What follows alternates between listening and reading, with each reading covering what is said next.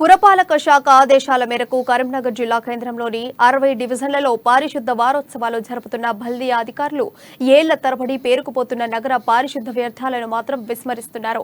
కరీంనగర్ ఆటోనగర్లో గుట్టలుగా వ్యర్థాలు పేరుకుపోయినా పట్టించుకోకుండా నిర్లక్ష్యంగా వ్యవహరిస్తున్నారు.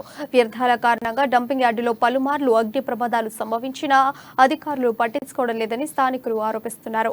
కరీంనగర్ స్మార్ట్ సిటీలో భాగంగా లక్షలు వెచ్చించి బయోమైనింగ్ ప్రాజెక్టు చేపట్టిన డంపింగ్ యార్డ్ నుంచి మా కరీంనగర్ ప్రతినిధి శ్రీకాంత్ మరింత సమాచారం అందిస్తారు. మీరు నా వెనుక చూస్తున్నది ఈ కొండో గుట్టో అనుకుంటే మీరు చెత్త మీద కాలేసినట్టే. కరీంనగర్ జిల్లా కేంద్రానికి చెందిన 60 డివిజన్ల వ్యర్థాలను కూడా బల్దియా సిబ్బంది ఈ డంప్ యార్డ్కు తరలిస్తూ ఉంటారు. ఈ డంప్ యార్డ్కు తరలించిన నేపథ్యంలో కానీ ఇది గుట్టలుగా పేరుకుపోతుంది. ఈ వ్యర్థాలను మాత్రం రీసైక్లింగ్ చేసే ఆలోచనలో మాత్రం బల్దియా అధికారులు లేరు. మనతో పాటు కొందరు నగరవాసులు ఉన్నారు. వారిని అడిగి మరింత సమాచారం తెలుసుకుంటారు. చెప్పండి, మీరు అంటే దీనికి అంటే ఈ నగరానికి సంబంధించిన వ్యర్థాలన్నీ కూడా ఈ డంపింగ్ యార్డ్కు తరలిస్తున్నారు. ఇక్కడ పెద్ద ఎత్తున గుట్టలుగా పేరుకుపోతున్న చెత్తను మనం చూడొచ్చు. అంటే ఇదంతా కూడా అగ్ని ప్రమాదం సంభవించే పరిస్థితులు పలుమార్లు నెలకొన్నాయి. అంటే దీనిపై అధికారుల నిర్లక్ష్యం అని మీరు భావిస్తున్నారా? ఈ చెత్త యార్డ్ అనేది ఈ 60 డివిజన్లో కరీంనగర్ కార్పొరేషన్ పరిధిలో ఉందే, కానీ దీనికి తగ్గ ఏర్పాట్లు ఎలాంటిది లేకుండా ప్రజల ఆరోగ్యాలతో ఆడుకుంటున్నట్టుగా మనకు తెలుసు.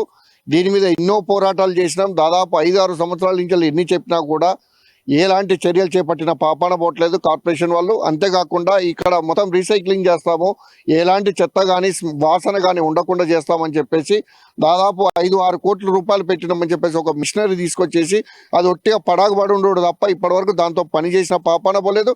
దాని ద్వారా వచ్చి ఒక్క రూపాయి కూడా ఒక్క కిలో చెత్త బయటికి పంపించిన పరిస్థితి కనపడలేదు. అదే కాకుండా ఇక్కడ ఆటో నగర్ అని చెప్పేసి దీనికి ప్రత్యేకంగా పేరు ఉన్నది. దీని పక్కనే ఆటో నగర్లో పాపం మెకానికులు కావచ్చు, అదేవిధంగా ఇక్కడికి వచ్చే వెహికల్ వాళ్ళు ఓనర్స్ కావచ్చు, డ్రైవర్లు కావచ్చు, వాళ్ళందరూ కూడా ఈ చెత్త ఈ పొగ వలన రోగాలు తెచ్చుకొని వాళ్ళు ఇబ్బందులు పడి వాళ్ళ కుటుంబాలకు కూడా దూరమయ్యే పరిస్థితులు కనపడుతున్నాయి. అయినా కూడా మున్సిపల్ కార్పొరేషన్ ఎలాంటి చర్యలు చేపట్టట్లేదు. తక్షణం దీన్ని ఇక్కడి నుంచి తరలించాలని చెప్పేసి, అంతేకాకుండా దీన్ని ఎక్కడికక్కడ డివైడ్ చేసుకుంటూ దీన్ని ఏదో రకంగా ఉపయోగించుకొని బయోగ్యాస్గా దేనికి ఎరువులుగా ఉపయోగించేసి దీనిపై కరెక్ట్ ప్రాజెక్టు తయారు చేయాలని చెప్పేసి కూడా మేము డిమాండ్ చేస్తున్నాం. ఇలాంటి చర్యలు ఎక్కడ కూడా మున్సిపల్ కార్పొరేషన్లో ఉన్న కార్పొరేటర్లు కావచ్చు, మినిస్టర్ కావచ్చు, అదేవిధంగా మేయర్ కావచ్చు, ఆఫీసర్లు కావచ్చు, కేవలం స్మార్ట్ సిటీ పేరు మీద కమిషన్ల కోసం తప్ప ఇంకొక ప్రజల గురించి ఎలాంటి కూడా పట్టింపు లేని పరిస్థితి మనం గమనించవచ్చు. ఇప్పుడు ఏ డివిజన్కి పోయినా ఎక్కడో ఒక దగ్గర దాదాపుగా 50% ఏరియాలో చెత్త చెదారం ఉంటుంది. వీళ్ళు చెత్త క్లీన్ చేస్తాము అనేది మాట ఏంటంటే, ఎవరు ఇళ్ళకైతే తీసుకొచ్చేసి పొడి చెత్త తడి చెత్త అని సపరేట్గా పెడతారో అది మాత్రమే వాళ్ళు ఎత్తుకొని పోతున్నారు తప్ప అక్కడ క్లీనింగ్ కానీ ఎలాంటిది కూడా లేదు.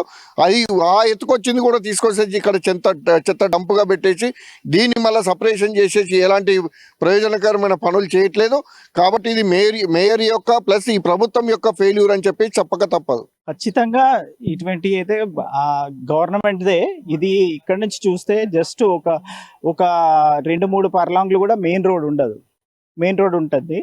ఆ మెయిన్ రోడ్ నుండి జస్ట్ వాకబుల్ డిస్టెన్స్లో ఇది ఉంటుంది. సో ఇక్కడ కూడా ఇది కనబడతలేదంటే ఇక ఇది ఖచ్చితంగా గవర్నమెంట్ వైఫల్యము. నా మేయర్ కానీ ఇక్కడ లోకల్ ఉన్న వాళ్ళు మరి వాళ్ళేం స్పందిస్తలేరా తెలియదు. కానీ ఇప్పుడైతే ఉన్న పలంగా ఇది మాత్రం ఇక్కడున్న చెత్త ఇది ఎట్లా అంటే, నేను ఇప్పుడు జస్ట్ ఇట్లా వస్తే ఏదో మనం తిరుపతి సైడ్ ఏదో కుండల దగ్గరకో ఎక్కడికో వచ్చినామని అనుకుంటున్నాము. బట్ ఇక్కడ చూస్తే పొగ, చెత్త, వ్యర్థాలు మరి ఇక్కడ నుంచి మా ఇండ్లలోకి వెళ్ళి మాత్రం ఖచ్చితంగా తీసుకెళ్తుర్రు. తడి చెత్త అని, పొడి చెత్త అని దానికి డబ్బాలు ఇచ్చారు. ఆ డబ్బాలు తీసుకొచ్చి మరి వాళ్ళు ఎక్కడ దీన్ని సెగ్రిగేట్ చేసి ఏం చేస్తున్నారు అనేది కూడా మేము అదే తెలుసుకుందామని అనుకున్నాం. కానీ ఇక్కడికి చూస్తే అక్కడ ఏం లేదు. ఈ స్మార్ట్ సిటీ అంటున్నారు. స్మార్ట్ సిటీలో రేట్స్ కానీ ఏదైనా కానీ పెరుగుతున్నాయి, కానీ అన్నీ చేస్తున్నారు. ట్యాక్స్లు కలెక్ట్ చేస్తున్నారు. మరి ఈ ట్యాక్స్లు ఎటు పోతున్నాయి, ఏం చేస్తున్నారు అనేది అది గవర్నమెంట్ ఆన్సర్ చేయాలి. కరీంనగర్ గోదావరికని బైపాస్ రోడ్లో వెళ్ళే వారి ముక్కున వేలేసుకుని వెళ్లాల్సిన పరిస్థితి నెలకొందని కూడా స్థానికులు చెప్తున్నారు. అధికారులకు పన్ను వసూలు విషయంలో ఉన్న శ్రద్ధ మాత్రం ఈ చెత్త తరలింపులో మాత్రం లేదని కూడా నగరవాసులు వాపోతున్న పరిస్థితి. కెమెరా పర్సన్ అరుణ్తో శ్రీకాంత్, అమ్మా న్యూస్, కరీంనగర్.